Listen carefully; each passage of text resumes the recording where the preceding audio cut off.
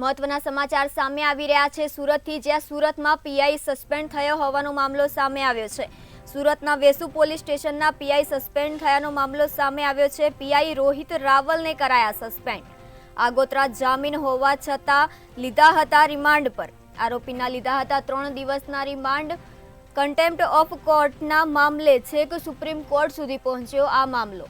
Supreme commissioner સહિતનાને હાજર થવા કરાયું હતું ફરમાન।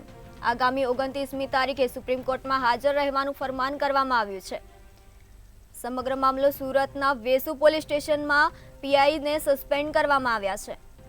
પીઆઈ રોહિત રાવલને કરાયા સસ્પેન્ડ।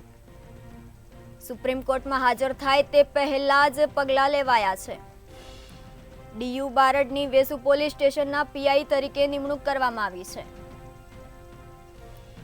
સમગ્ર મામલો સુરતમાં સામે આવ્યો છે, જ્યાં સુરતના વેસુ પોલીસ સ્ટેશનના પીઆઈ રોહિત રાવલને સસ્પેન્ડ કરાયા હોવાનો મામલો સામે આવ્યો છે।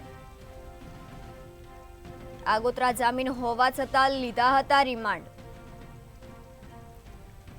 કન્ટેમ્પ્ટ ઓફ કોર્ટનો મામલો છે કે સુપ્રીમ સુધી પહોંચ્યો હોવાની વિગત મળી રહી છે। આગામી 29મી તારીખે સુપ્રીમ કોર્ટમાં હાજર રહેવાનું ફરમાન બતાવવામાં આવ્યું છે। સુપ્રીમ કોર્ટમાં હાજર થાય તે પહેલા જ પગલાં લેવાયા છે।